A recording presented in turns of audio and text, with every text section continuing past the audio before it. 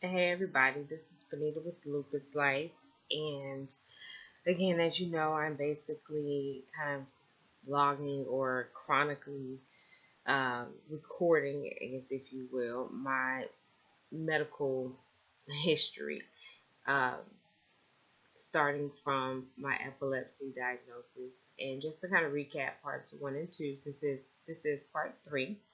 Um, in parts one and two, I talked about how I was diagnosed with epilepsy at 13, how I got married, was really happy, tried for several years to have a baby, had a miscarriage on Christmas Day of 2006, had a difficult pregnancy in 2008, bed rest, gestational diabetes diagnosis, emergency C-section, all this unexplained pains, and how my cycles changed. It became really heavy and things like that.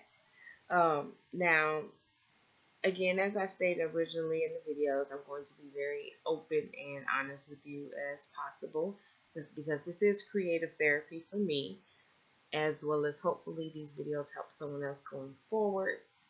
Um, Again, it's part three I'm excited about, as well as I am nervous at the same time because part three is where things start to get deep. And you will understand what I mean in a minute. This is also a pivotal time for me for part three, in which this is where I find out that no one fights alone. Um, so for part three, I want to start off around July of 2015. And I also want to state that I do believe that everyone should go to their doctor's appointments on a regular basis, checkups, things like that. Make sure you do it male, female, black, white, purple, pink, it doesn't matter. Whatever your race or gender, go to your doctor's appointments. Um, so in July of 2015, I had a regular GYN appointment. And also keep in mind that in part two, I talked about how even though my cycles had changed and they were really painful, my doctor and I were trying to figure out some remedies to this. And I did not want to go on birth control because, again, I wanted more kids. Um, I wanted to have about three. My husband was always content with just the one, but in order to make me happy, he would give me whatever I wanted. So I went to this GYN appointment, and she said there seemed to be some abnormalities, or she wanted to check some things out further. So she called me one day or after my results or whatever came back, and her office was around the corner from my job at the time. So I walked there because I rode the Metrolink to and from work to save gas. So I walked to her office, and she hits me with, "You have cancer of the lady parts." I was completely numb and taken aback. I didn't know what to say. I didn't know how to react or anything like that. So it kind of reminded me of when I had the miscarriage and I had to remain pregnant to see if I would pass the baby on my own. I just didn't know how to move. I didn't know what to think. I didn't know how to go through life even in that particular moment. I just didn't know what to do, what to say, how to react. So I walked back to work and I told my boss at the time, I said, "Hey, I gotta go. I just got some really bad news. I have to go." So he, said, "Okay, do what you have to do. I understand." So on my way to the Metrolink, I called my husband and I said, "Hey, I have cancer." And he was like, "What?" And he's kind of short and with me and everything, which I get because that's very heavy. That's a huge pill to swallow. So at the time, he was out cutting grass. He has his lawn care company, Ivy Lawn Care and Landscaping. Um, if you're in the St. Louis and surrounding areas, give him a call, 314-283-6006. Sorry, I had to do that business plug. But anyway, um, so I called and I told him. He was pretty short with me or whatever, but again, I understand. So I'm on the Metrolink and I just have like the most blank stare on my face. It was almost like an out of body experience. So the next phone call that I made was to my friend Artisha. And I know before, earlier in part 22, I said I don't plan on name dropping, nor do I plan on telling anybody else's story. However, I did talk to her earlier today just to make sure it was okay if I did drop her name, and she was fine with it. Um, so again, my call was to her to let her know what happened. And the reason why I called her is because the previous year she had gotten a cancer diagnosis and gone through it, and it was very difficult for her, but she also was in remission and things like that. Or it felt like 2 years or so before I got diagnosed, she did. But the year before I got diagnosed, again, she found that she was in remission. So very happy about that. And as unfortunate as it was for her to have to deal with it, I was happy to have somebody who can relate to it and who I can talk to, and they truly understood what I was going through. Um, so in August, I had a surgical procedure rather to see if we can determine a stage. And the doctor found out that it was in stage between 1 and 2, so it's still fairly early. And he decided that a hysterectomy would be the best way to treat it because I wasn't that far enough along where chemo and radiation would be the appropriate way to go. So, and he decided on a hysterectomy. Now, in part 2, I did talk about how my cycles became very irregular and they were painful and things like that. Also, keep in mind that even though this information seems irrelevant, you will find, as I stated before, everything that I've gone through has a place in my story. So just keep that in mind. So I went on our cruise because we went on a cruise that year, the entire family, all the adults, and I was able to heal from this first procedure, and so I was able to go on this cruise, and I was excited because I could relax and enjoy myself.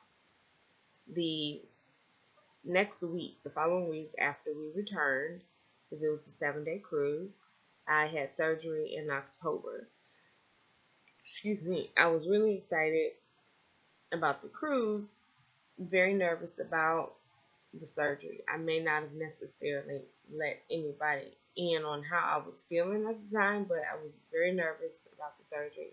I didn't really want to have a hysterectomy because, again, I wanted more kids. But at the same time, I understood why it was necessary. So that morning, I remember my best friend was there, my sister was there, my parents were there, and things like that. So I had some support while I was there in the hospital. I remember I was really upset though because I had to be there early in the morning. The night before, I had to wash with this antibacterial soap and everything. I couldn't wear lotion, so I felt really ashy. But I was hungry because I couldn't have any food the night before. I remember my husband had breakfast at home, and I tell you, it smelled so good. And he was kind of looking at me like, oh well. And when I tell you that, that was the time I wanted to throat punch my husband because I was so hungry and I couldn't eat. I was mad. But either way, I had surgery. Everything worked out good, because I'm that weird when I want to see everything. So my doctor took a picture of everything and showed me what he took out of my body. It was just very weird. So keep in mind at this point, I just had a hysterectomy in October 2015. I had another surgery in August of 2015. I've had an emergency C-section. I've had my tonsils removed. I've had all 4 wisdom teeth removed by July or August, October of 2015. So I'm losing body parts quite often at this point. Um, so again, I had the surgery. I was really, I don't know. I don't know. This is the point in my life, or once I got that cancer diagnosis, where I realized that no one fights alone. And that mindset would play a critical part in my life. Again, July 2015 was a very pivotal moment for me, and I'm not a very emotional person. So, to back up a little bit, after I got the diagnosis, in July 2015, I had to tell my family.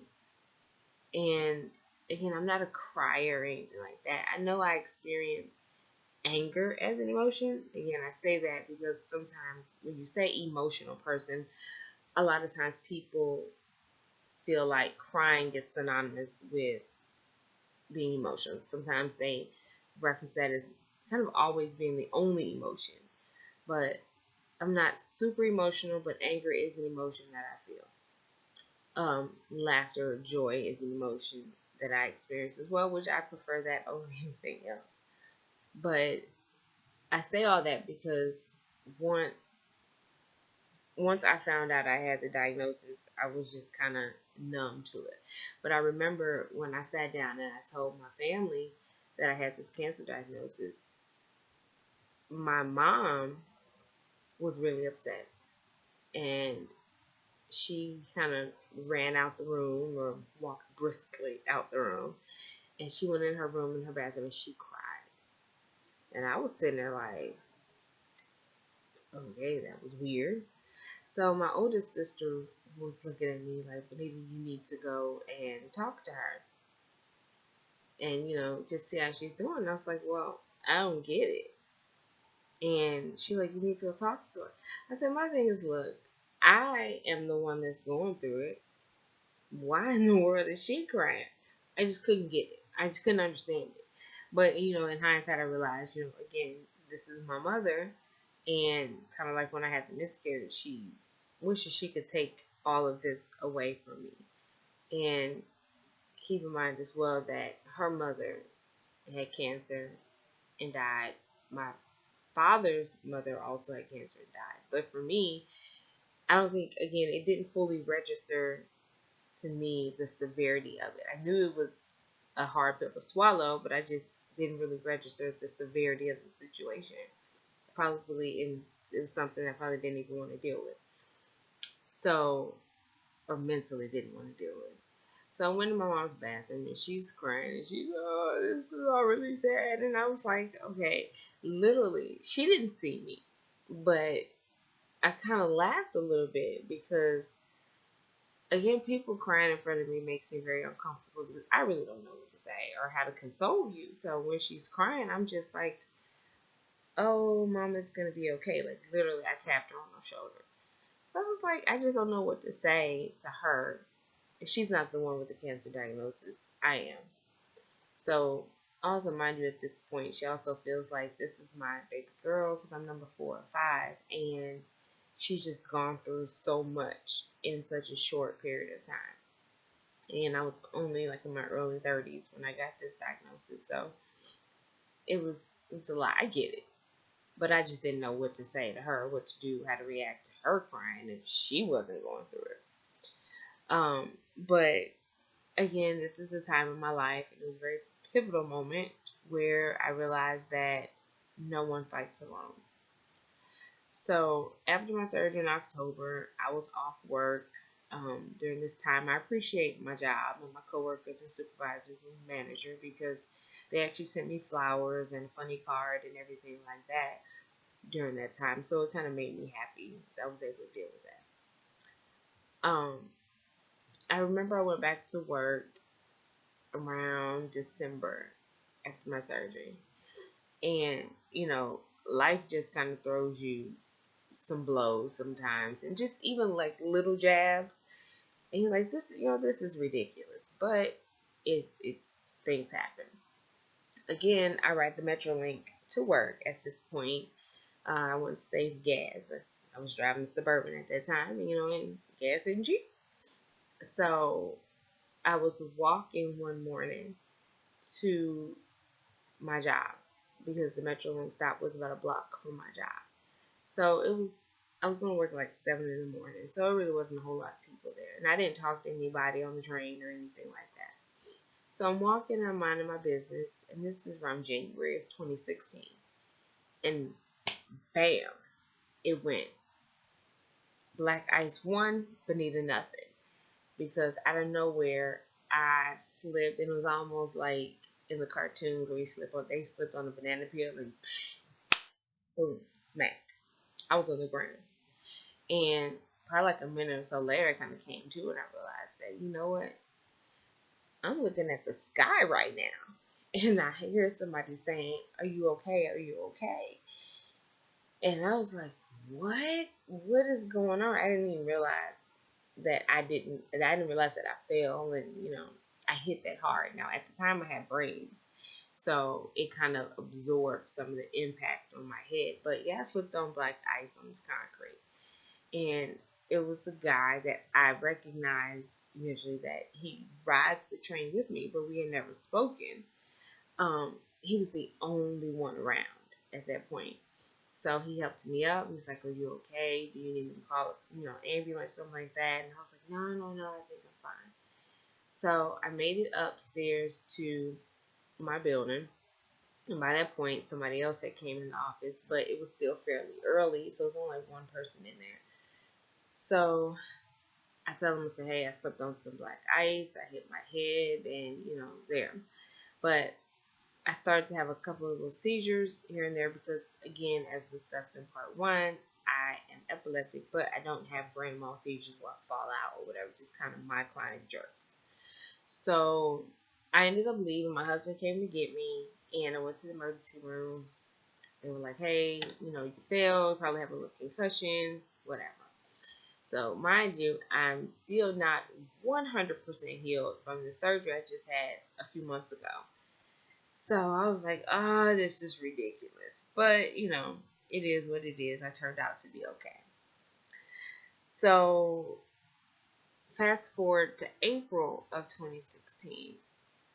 I go for a physical. Again, everybody go to their regular appointments. So I go to my physical, and it's a new doctor in my doctor's office. But because, mind you, I've been dealing with all this other pain and everything else, and I could not figure out why. This pain, fatigue, rashes, and just a lot going on with my body. I could not figure out what the deal was. So I saw this new doctor in my primary's office, and she ran a battery of tests. And so she eventually, when all these tests came back, she calls me and said, "Hey, I want you to see a rheumatologist." And I was like, "Well, why? Why do I need to see a rheumatologist?" And she told me that we found some things, and that were abnormal on this test, and it could be a number of things. And I was like, "Well, like what?" So she tells me it could be rheumatoid arthritis, it could be all this other stuff, it could be lupus. And I was like, "Lupus?" Because and it kind of got me to thinking, because my aunt has lupus. She doesn't live in my state, but she has lupus. So again, this comes into play where no one fights alone. So I called her and I let her know what they said, and she was like, "Okay, well, we're gonna get through this." So I saw the rheumatologist, which is a great doctor, and he ran additional labs, and like, I'm a second opinion. He confirmed, yes, you have lupus. I called my husband once I got the diagnosis, and he just got quiet and asked me how I was feeling. And I told him, I said, oddly enough, I feel relieved. And he was like, "Well, what do you mean you feel relieved?" And I let him know, I said, because all of these years, mind you, all these tests, all these CAT scans, bone marrow biopsies, seeing an oncologist, going through all these things, I know that I am not a hypochondriac. I know that there's something wrong. I know that there is a reason for all of this. And even though I was dealing with a lot of the things physically that were not explained, my epileptologist, or my seizure doctor, my neurologist, he ran those tests initially and found out that my protein levels were elevated. And that kind of got the ball rolling. with the doctors. Again, for years though, I went through these things. I've seen my primary, seen an oncologist, seen a kidney specialist, went through all these batteries of tests, and a brand new doctor in my primary's office found it. She was the one to put all of the pieces together and found out, or had a sneaky suspicion, that this is what it was. I just want all those people out there who do not have, lupus, to know that this is it's an annoying chronic illness to have. It's an annoying autoimmune disease to deal with, because outwardly we look okay. All these lupus warriors look okay. Internally, our bodies are fighting a fight that you cannot see. With the miscarriage, I know they say, that miscarriages can be very common, especially with the first pregnancy. I do want to say that is not a statistic that somebody wants to be told after they've had a miscarriage. I just want to put that out there.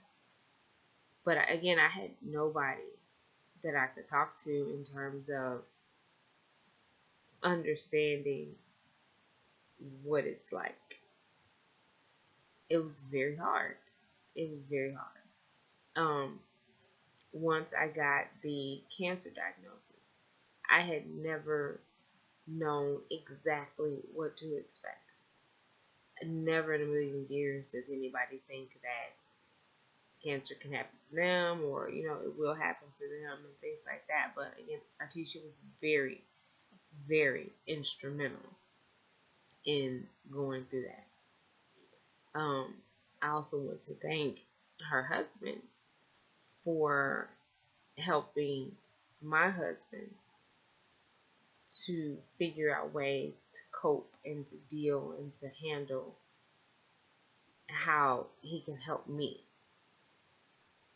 So, I put on a brave front as far as like the cancer diagnosis and how I was feeling. People looked at me and said, "Hey, you're so strong, and you're handling this so well." Again, outwardly, yes. On top of all the things that I was dealing with physically, I think that I probably did not fully process it still, even at that time. I remember after I had the cancer diagnosis, me and my oldest sister, I didn't realize she was in it that much, for all the stuff going on. I mentioned her a few times. But anyway, so I remember we were working out. And again, crying is not something that I really do. That's really not my thing. Anger is something that I have felt before. I remember she said something to me. I didn't like it. And I popped off on her. It was a verbal assault that she didn't deserve. But I think I apologized to her. But if I did, I'm sorry. Yeah, I don't even remember what she said, but I didn't like it. And it was probably harmless, but I wasn't feeling it.